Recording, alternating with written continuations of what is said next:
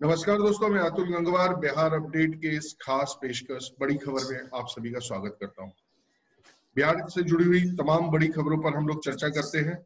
हमारे साथ आज जुड़े हुए हैं वरिष्ठ पत्रकार रवि पाराशर जी। रवि जी नमस्कार, आपका स्वागत है बड़ी खबर में। धन्यवाद धन्यवाद। हमारे साथ जुड़ी हुई हैं अनीता चौधरी जी, वरिष्ठ पत्रकार। अनीता जी आपका भी स्वागत है। नमस्ते। और हमारे साथ बने हुए हैं मनीष वत्स जी, जो सोशल मीडिया एक्सपर्ट हैं। मनीष जी आपका भी स्वागत है। जी धन्यवाद।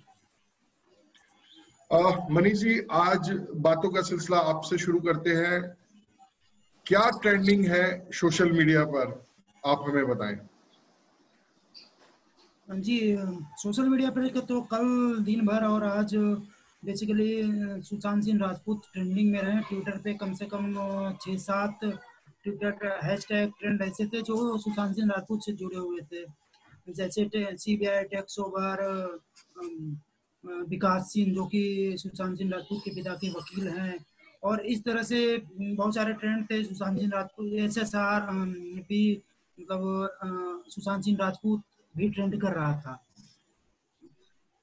कल जब सुप्रीम कोर्ट का फैसला आया तो बहुत सारे पॉलिटिशियंस ने और लगभग सभी लोगों ने जो भी ट्विटर या फेसबुक इस्तेमाल करते हैं, उन्होंने सुप्रीम कोर्ट के निर्णय का स्वागत किया और उचित करार दिया कि CBI को उन्होंने जांच सौंपा है तो एक बहुत अच्छा कदम होगा और सुशांत सिंह राजपूत की हत्या की गुत्थी सुलझेगी। नीतीश कुमार बिहार के मुख्यमंत्री हैं, उन्होंने भी इस कदम को उचित ठहराते हुए उन लोगों पर हमला बोला जो इस पर राजनीति करने की कोशिश कर रहे थे। चिराग पासवान लोजपा के, उन्होंने भी सुप्रीम कोर्ट के इस कदम का स्वागत किया। इसके अलावा बिहार के DGP गुप्तेश्वर पांडे ने भी इसको न्याय की जीत बताया और यहाँ तक बयान दे दिया रिया चक्रवर्ती पर एक सवाल पर, जिस पर उन्होंने रिया चक्रवर्ती ने नीतीश कुमार पर कमेंट किया था कि उसकी औकात, रिया चक्रवर्ती की औकात नहीं है कि मुख्यमंत्री पर कमेंट करें, ऐसा गुप्तेश्वर पांडे बिहार के DGP हैं, उन्होंने कमेंट किया। हालांकि बाद में उन्होंने इस विषय पर माफी भी मांगी। दूसरा ट्रेंडिंग टॉपिक रहा जो बिहार में, वो ये रहा कि परसों कैबिनेट के फैसले में नीतीश कुमार ने बिहार में नियोजित शिक्षकों की, जिसकी संख्या लगभग 4 या 5 लाख है, एग्जैक्ट फिगर शायद थोड़ा वेरी करेगा, तो उनके लिए बहुत दिनों से उनके लिए सेवा शर्त और वेतनमान की मांग थी। हालांकि सेवा शर्त देने का कैबिनेट ने फैसला लिया और वेतनमान तो नहीं दिया, लेकिन उनके सैलरी में 22% का इजाफा किया। इसके अलावा उनको और कई सुविधाएं दी, जैसे उनकी मृत्यु होने पर अनुकंपा के आधार पर उनके परिजनों को नौकरी मिलेगी, उनके मन के हिसाब से ट्रांसफर पोस्टिंग हो सकेगा, जो कि अभी तक अगर कोई पंचायत शिक्षक थे तो उनके पंचायत में ही ट्रांसफर हो सकता था, प्रखंड शिक्षक थे तो प्रखंड में ही ट्रांसफर हो सकता था। ये सारे शिक्षक नियोजित थे जो कि एक फिक्स वेतनमान पे काम कर रहे थे। 2006 में नीतीश कुमार जब 2005 में सत्ता में आए थे तो उन्होंने 2006 शिक्षक नियुक्ति नियमावली बनाई थी, जिसके तहत इन शिक्षकों की बहाली हुई। तीसरा टॉपिक जो कि अभी चल ही रहा है, कोरोना बाढ़, वो सोशल मीडिया पर छाया ही रहा। तेजस्वी यादव ने फिर नीतीश कुमार पर आरोप लगाया है। इसके अलावा कल BPSC के कुछ रिजल्ट पेंडिंग थे इंजीनियरों के, उसके लिए प्रदर्शन पटना में हुआ था और जिसमें छात्रों पे लाठीचार्ज हुआ। इस पर भी तेजस्वी यादव ने ट्वीट किया है और नीतीश कुमार को अहंकारी कहा है। जी, तो बिहार में एक और जहां बाढ़, कोरोना और कहीं ना कहीं भावनात्मक रूप से सुशांत भी एक मुद्दा है, वहीं दूसरी ओर जो नीतीश ने नियोजित शिक्षकों के लिए जो वेतनमान में थोड़ा बढ़ोतरी करने की बात की है, तो लग रहा है कि अब सरकार चुनावी मोड में आ गई है और इस तरीके के अब जो वायदे हैं वो पूरे किए जा रहे हैं। अनीता जी, हम लोगों ने अक्सर बात की है बिहार की शिक्षा व्यवस्था के बारे में। बिहार में जिस प्रकार से एक समय में प्राचीन काल में बिहार का अपने आप में एक बड़ा नाम था, विश्व स्तरीय शिक्षा वहां मिलती थी और देश और विदेश के लोग यहाँ पढ़ने के लिए कभी आया करते थे। तो जो शिक्षा का, जैसे कहते हैं, जैसे ज्ञान की जो स्तरी है वो बिहार हुआ करता था। लेकिन पिछले कुछ समय में देखने में आया है कि शिक्षा का स्तर गिरा है। बिहार के बच्चों को, जो लोग वहां पढ़ने आना तो दूर, वहां के जो बच्चे हैं वो देश के दूसरे कोनों में जा रहे हैं। ऐसे में जो शिक्षा का स्तर है, क्या आपको लगता है सरकार ने जो इस तरीके का निर्णय लिया है उससे कहीं शिक्षा के स्तर में भी फायदा होगा, या ये सिर्फ एक चुनावी वोट पाने का एक मुद्दा रह जाएगा? ये तो अनियमित शिक्षकों को उन्होंने नियमित किया है, क्योंकि वो चुनाव आने वाला है तो काफी कुछ, अगर 4 लाख शिक्षक हैं कम से कम, तो हर फैमिली में अगर 4 मेंबर भी देखें तो उतने वोटर्स हैं, और आसपास के बाकी शिक्षकों को भी थोड़ा मनोबल मिलेगा कि हाँ, मेरे भी आने वाले दिन अच्छे हो सकते हैं। लेकिन इसमें शिक्षा का स्तर कहाँ ऊपर हुआ? क्या शिक्षा को लेकर के उन्होंने कोई पॉलिसी लाई? आप अगर बिहार में जाएंगे, बिहार वो जमीन है, बिहार की भूमि वो भूमि है जहां बुद्ध को बौद्धिक ज्ञान हुआ था, जहां पे चाणक्य जैसे जो ब्रिलियंट जो शिक्षाविद थे, नालंदा, ये यूनिवर्सिटी जिसके जो जहां विदेशी लोग बाहर देशों से लोग पढ़ने आते थे, वैसे यूनिवर्सिटी सिर्फ बिहार में थी।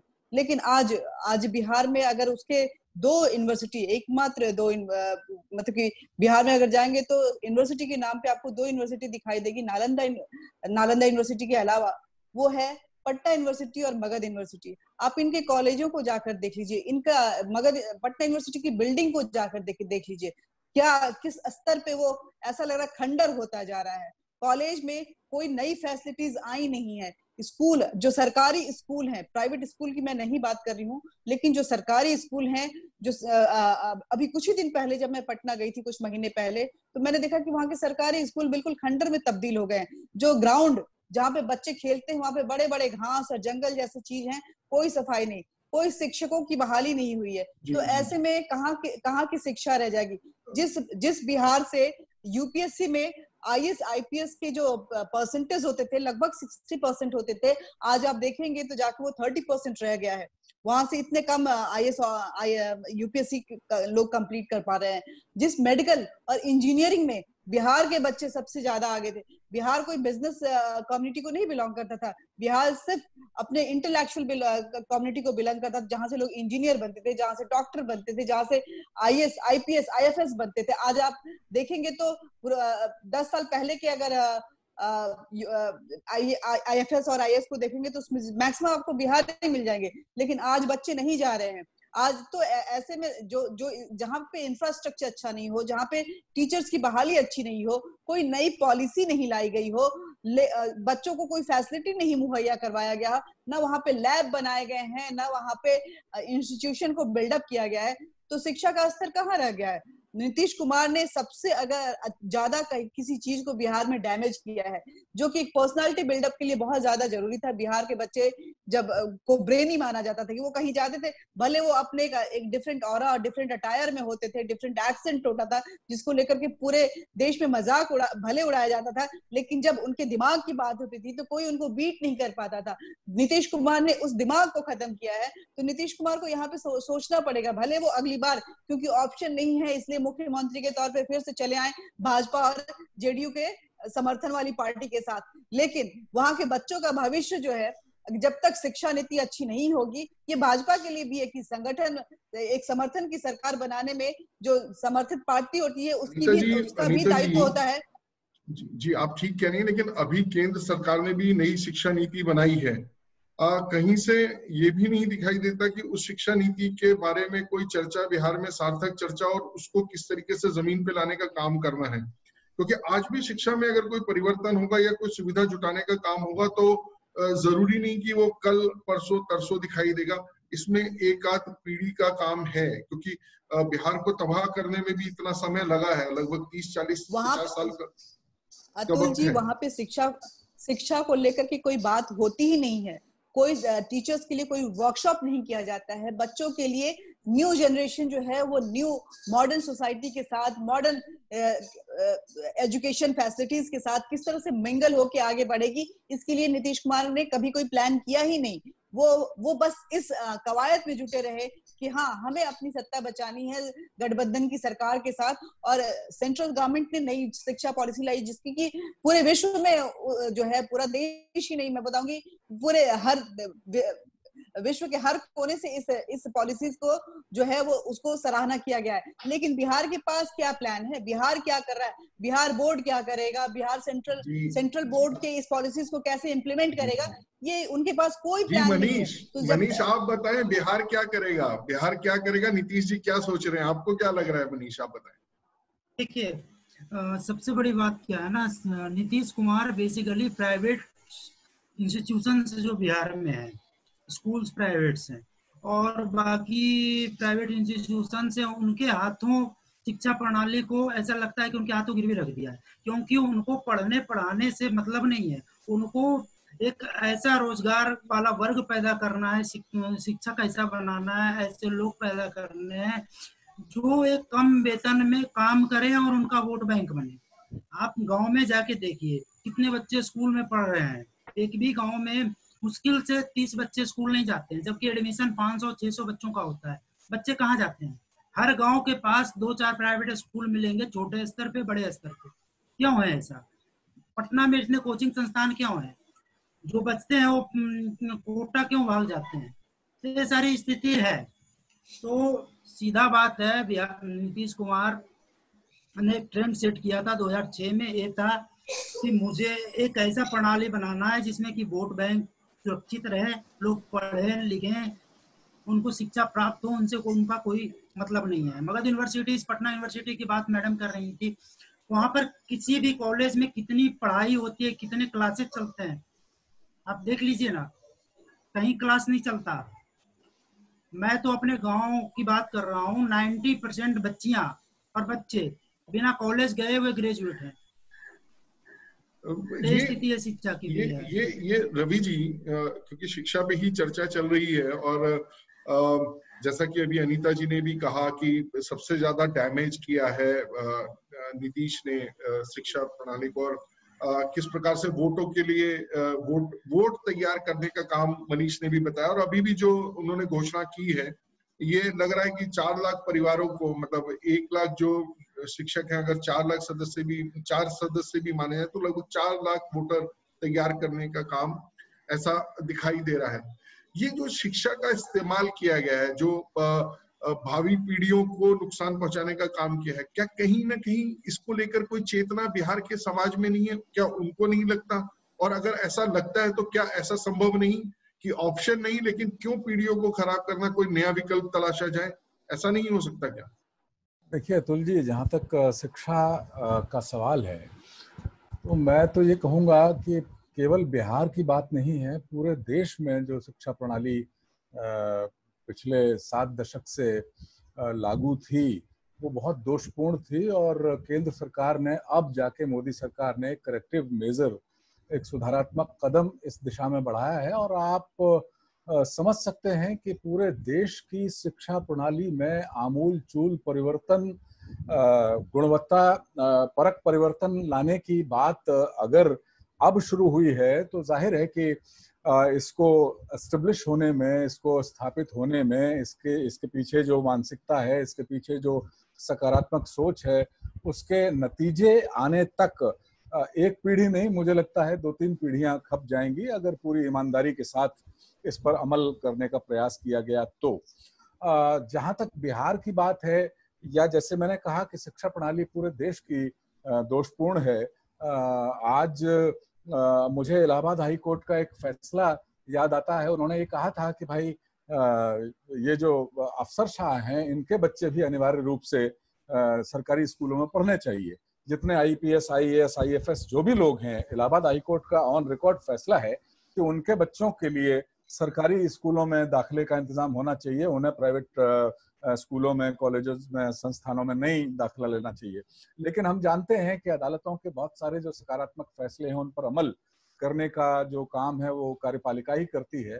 तो मुझे नहीं लगता कि 7-8 साल पहले ये फैसला आया था, उस पर कोई खासा अमल किया।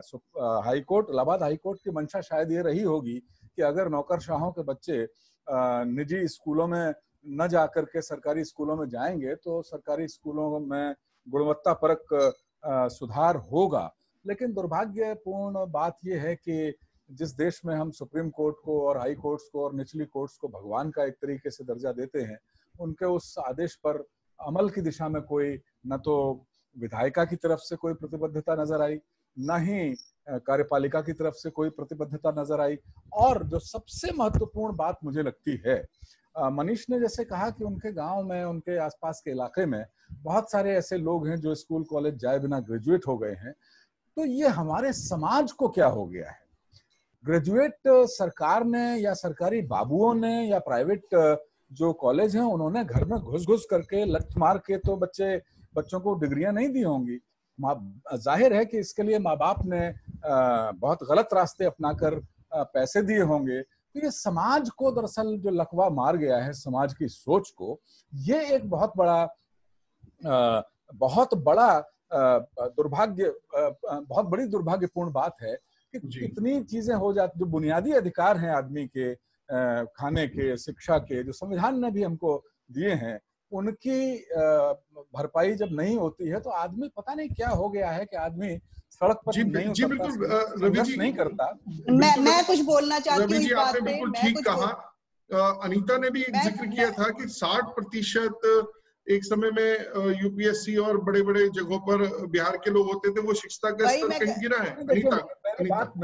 मेरी बात पूरी नहीं हुई, मैं बस एक उदाहरण, रवि सर आपने एक उदाहरण माँ बाप को जो ब्लेम किया कि घर में लठ मार के नहीं है, वो ऑब्जेक्शनेबल है। जहाँ पे शिक्षा के लिए कोई पर्याप्त साधन नहीं है और नौकरी के लिए ग्रेजुएट होना, जहाँ पे एक गांव प्रधान जो राज्य है उसके माँ बाप को यही लगता है, जहाँ कृषि प्रधान राज्य है, कि एक ग्रेजुएट लड़का मेरा अगर हो जाएगा, वो बीए पास हो जाएगा तो उसको कहीं ना कहीं नौकरी लग जाएगी। तो ऐसे में हो जाएगी किसी प्लीज, शादी इज नॉट अ मकसद, प्लीज। ये मजाक का विषय नहीं होता है। शादी एक ये हम मजाक में बोल सकते हैं, लेकिन जहाँ पे ये है और उसके पास कोई इंफ्रास्ट्रक्चर नहीं है, तो एक माँ बाप को एक लालच होता है कि चलो मेरा बच्चा किसी भी तरह ग्रेजुएट हो जाए, और इसका नाजायज फायदा नीतीश सरकार और उनके बाबू लोग कर रहे हैं। नीतीश लोग जाके कोटा में क्यों हो जाते हैं, तब वो इंजीनियर बनते हैं और डॉक्टर बनते हैं। बिहार में ऐसे इंस्टीट्यूशन किसी जमाने में हुआ करते थे जहां पे लोग खुद पढ़ के, और बिहारी एम्स कंप्लीट करता था और न जाने कौन कौन से कॉम्पिटिटिव एग्जाम्स को वो ओवरकम करके एक नए रास्ते पे चलता था। आज बिहार से लोग कोटा जाते हैं और दिल्ली जाते हैं पढ़ने के लिए, तभी वो डॉक्टर और इंजीनियर बन पाते हैं। तो माँ बाप की, जिसके पास जितनी औकात है वो खर्चा कर पा रहा है, जिसके पास औकात है कि वो कोटा भेज के और वहां भेज के पढ़ा सकते हैं, वो पढ़ा रहे हैं। ये बड़ा भावनात्मक, रवि जी ये बड़ा भावनात्मक है। और औकात कल गुप्तेश्वर पांडे ने कही थी और आज फिर औकात की बात हुई है। बिहार में बड़ा औकात की बात चल रही है आजकल। देखिए जो गरीब माँ बाप है, अनीता आगे बढ़ा रही है, उतना सामर्थ्य नहीं है उनके पास, मेरी ही बात को प्रकारांतर से अनीता आगे बढ़ा रही है। मैं ये नहीं कह रहा हूं, मैं जो कह रहा हूं उसका मर्म समझिए। अगर सामाजिक भ्रष्टाचार की मानसिकता पनपने लगेगी तो फिर पॉलिटिक्स में हम शुचिता की बात और बहुत सारे शुद्धिकरण की बात नहीं कर पाएंगे। जब एक सामान्य समाज जानते बूझते अपने परिवार में इस तरह का भ्रष्टाचार को बढ़ावा दे रहा है, तो फिर हम राजनीतिक शुद्धिकरण और बहुत सारी चीजें, बड़ी बातें हम नहीं कर पाएंगे। मैं एक उदाहरण और देना चाहता हूँ। जहाँ पे भ्रष्टाचार के अलावा कोई ऑप्शन नहीं हो तो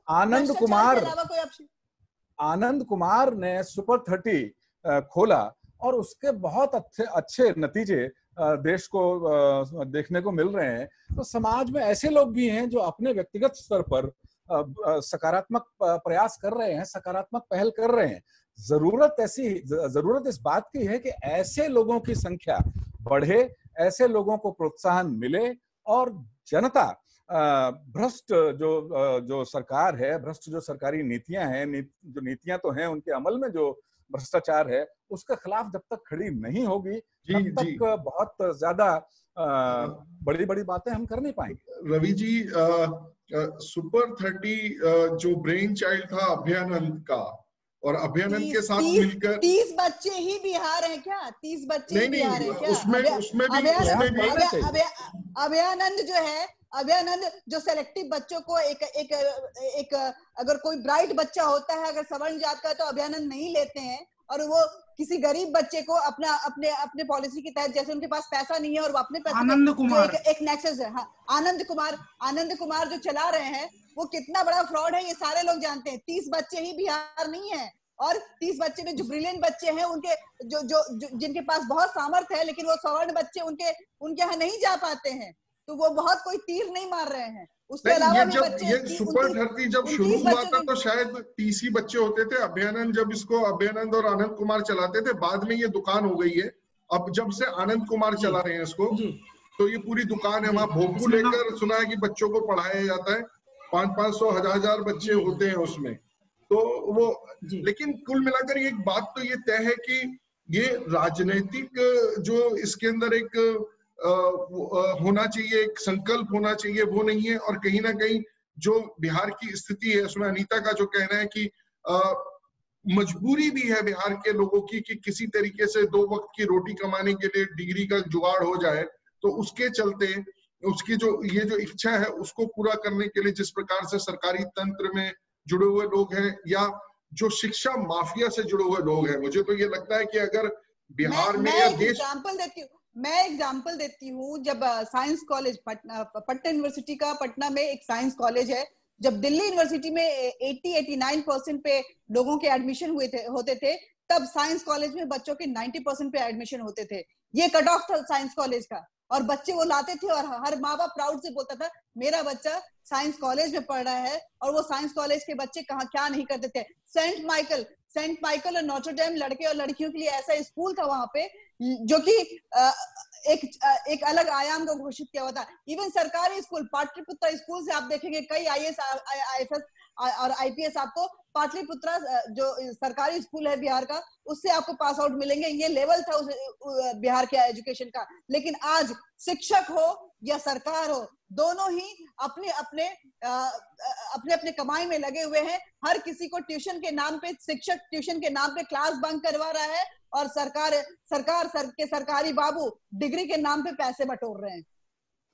सर, जहाँ का इसमें समाज जहाँ का नियम ही हो कि सर्टिफिकेट लाओ, नौकरी पाओ, तो सर्टिफिकेट लोग लाएंगे। समाज के पास मजबूरी है।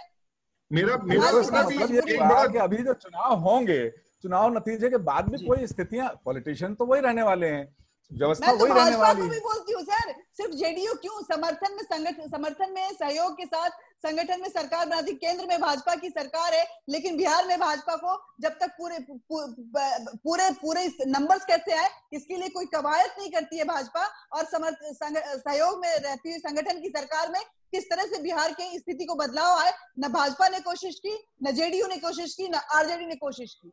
बिहार के मासूम जो भोले भाले, जो वहां के, आप जिस समाज की बात करें, कभी जाके वहां देखिए वो समाज आपको कैसे सर पे उठा के रखता है। पूरे देश के किसी कोने में आपको इतनी इज्जत नहीं मिलेगी जितना एक बिहारी देता है, अगर आप जाके देखिए। लेकिन उसके पास मजबूरी है, जिसके पास पैसा है वो अपने बच्चों को बाहर एक प्रॉपर डिग्री के लिए भेज देता है, स्कूल बाहर करवाता है, प्राइवेट स्कूल में पढ़वाता है। लेकिन जो माँ बाप गांव में 2 वक्त की अपना रोटी नहीं जुटा पा रहे हैं, किसी तरह बच्चे को स्कूल भेज रहे हैं, ग्रेजुएशन के लिए कोई बाहर भेजने का कोई उपाय नहीं है, तो जाहिर सी बात है डिग्री पैसा दे के किसी तरह अपना खेत बेच के पैसा लेते हैं। ये स्थिति अकेले बिहार की नहीं है, ये मध्य प्रदेश की भी है, ये स्थिति उत्तर प्रदेश की भी है, स्थिति बहुत झारखंड की भी है, बहुत सारे जो प्रदेश हैं उनकी कमोबेश एक ही स्थिति है। मेरा कहना केवल इतना है कि नई शिक्षा प्रणाली की घोषणा केंद्र सरकार ने की है, बहुत अच्छी बात है, लेकिन उसको स्थापित करने के लिए अगर सामाजिक स्तर पर अगर हम केवल सरकारी बाबुओं पर निर्भर रहेंगे तो नई शिक्षा प्रणाली 1 या 2 या 3 पीढ़ियों, क्या 4 पीढ़ियों बाद भी उसका जो मकसद है वो पूरा नहीं हो पाएगा। बिल्डिंग सरकार बनाएगी, तौर पर हर हाल में जागरूक होना पड़े। वो मैं मानती हूँ, तब जागरूक है तभी आज भी हर फील्ड में अपना परचम लहराया हुआ है। बिल्डिंग सरकार बनाएगी, नीति सरकार लागू करेगी, जो शिक्षक है वो क्लासरूम में बैठ के पढ़ाएंगे, और बाबू जो है वो प्रॉपर काम करेगा, तभी जाके कोई समाज जो है वो उसके पास एक बेहतर ऑप्शन हो सकता है। लेकिन न सरकार बिल्डिंग बना रही है, न नए इंस्टीट्यूशन आ रहे हैं। जो पहले के इंस्टीट्यूशन थे वो भी खंडर में तब्दील होते जा रहे हैं। जो टीचर्स हैं वो क्लास लेने का उनका मन नहीं करता है, वो पान गुटखा खा के थूकते हुए वो शिक्षा के स्तर को किस नीचे लेवल पे ले जा रहे हैं उनको खुद ही नहीं पता है। और जो बच्चे हैं उनके पास कोई ऑप्शन नहीं है, क्या करेगा बच्चा? माँ बाप क्या करेंगे? माँ बाप या तो बाहर भेज सकता है, प्राइवेट स्कूल में पढ़ा सकता है। फिर तो क्या हम ये कह सकते हैं कि फिर बिहार एक अराजकता की ओर, अंतहीन अराजकता की ओर बढ़ रहा है? मुझे लगता है बिल्कुल शिक्षा को लेकर के तो बिल्कुल बढ़ रहा है। दृष्टिकोण हमें रखना पड़ेगा। अगर शिक्षा को शिक्षा लेकर के दृष्टिकोण से बढ़ रहा है तो फिर तो बहुत बहुत बहुत बहुत दिक्कत है वहां पर। दरअसल क्या है ये कि तो हर बार है कि चाहिए सबको सब कुछ, लेकिन उसमें मेरा योगदान क्या है वो नहीं। कहीं ना कहीं से तो शुरुआत करनी पड़ेगी, चाहे वो सरकार से अगर हम अपेक्षा करते हैं सरकार करे या हम समाज से करते हैं। अगर खेत बेचकर अगर डिग्री खरीदी जा सकती है तो खेत बेचकर बच्चे को पढ़ाया भी जा सकता है।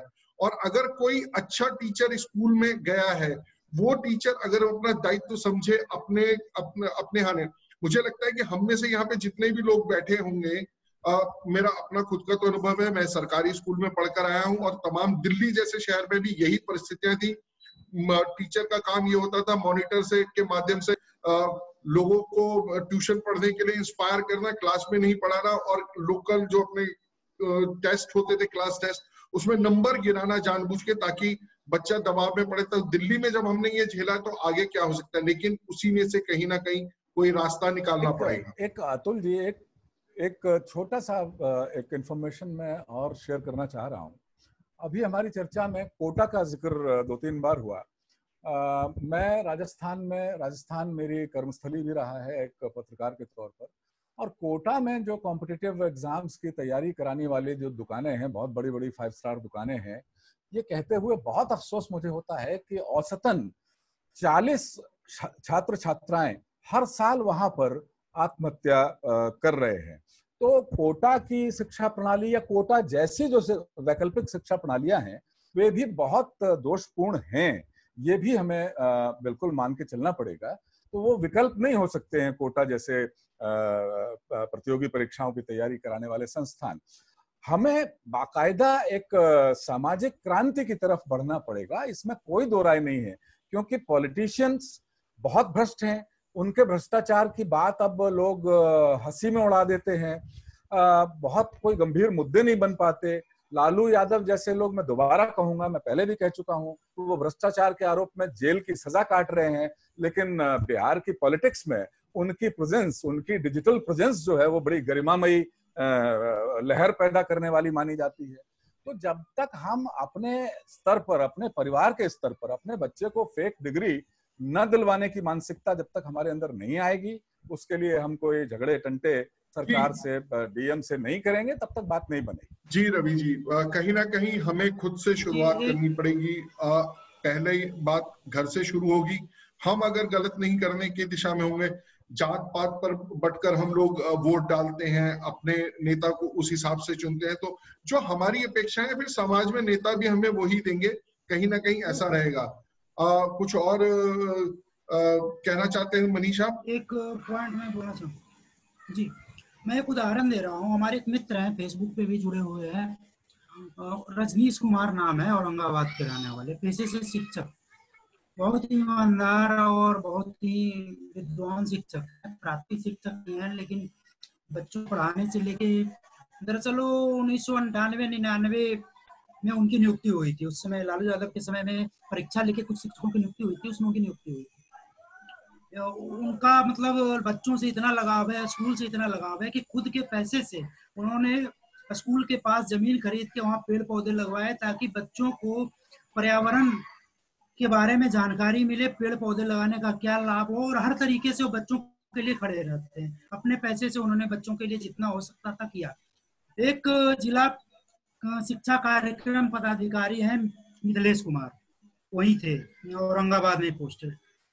उन्होंने उनसे पैसे मांगे वेतन जारी करने के लिए, उन्होंने देने से मना कर दिया। अब उनका वेतन रोक दिया गया। उन्होंने उच्च अधिकारियों को शिकायत की, पता चला कि रजनीश कुमार को बर्खास्त कर दिया गया। अभी वो लड़ाई लड़ रहे हैं कि उनकी नौकरी फिर से कैसे बहाल हो।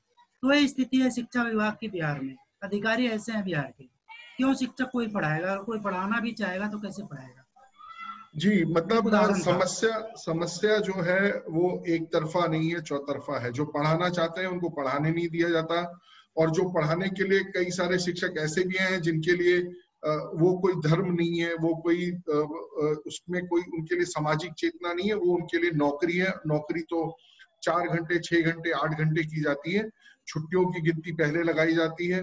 और वैसे ही विद्यार्थी भी वहां पहुंच रहे हैं कि जिनको लगता है कि आज नहीं तो कल माँ बाप कोई ना कोई शॉर्टकट लगा के उनके लिए किसी न किसी डिग्री का जुगाड़ कर देंगे। बिहार की शिक्षा व्यवस्था पर जो ये जो चर्चा हुई है, ये अपने आप में बड़ी प्रासंगिक भी है, क्योंकि ये आने वाली पीढ़ियों के लिए, और इस ऐसे समय में जब केंद्र सरकार ने एक नई शिक्षा नीति जो आजादी के साथ आनी चाहिए थी, लेकिन उसको आने में 70 बरस लग गया, और जैसा कि रवि जी का भी कहना है कम से कम 2 पीढ़ियां उसका असर देखने में आएगा। 2 पीढ़ी बाद, यानी आप और मैं नहीं देख पाएंगे, लेकिन वो बेहतर है। अनीता जी ने भी कहा कि उस शिक्षा नीति की प्रशंसा हर जगह हो रही है, तो वो 2 पीढ़ी बाद कहीं एक अच्छे देश के लिए अच्छे नागरिक, एक अच्छे निर्माताओं का निर्माण हो सकेगा। आपको भी क्या लगता है इस विषय में? आप हमें मेल कर सकते हैं biharupdate@gmail.com पर, हमें आपके मेल का इंतजार रहेगा। गूगल प्ले स्टोर से आप हमारा मोबाइल ऐप डाउनलोड कर भी हमसे जुड़ सकते हैं, अपनी राय दे सकते हैं। आज के लिए इतना ही। रवि जी धन्यवाद, अनीता जी धन्यवाद, मनीष जी धन्यवाद इस चर्चा में जुड़ने के लिए। नमस्कार। बहुत बहुत शुक्रिया।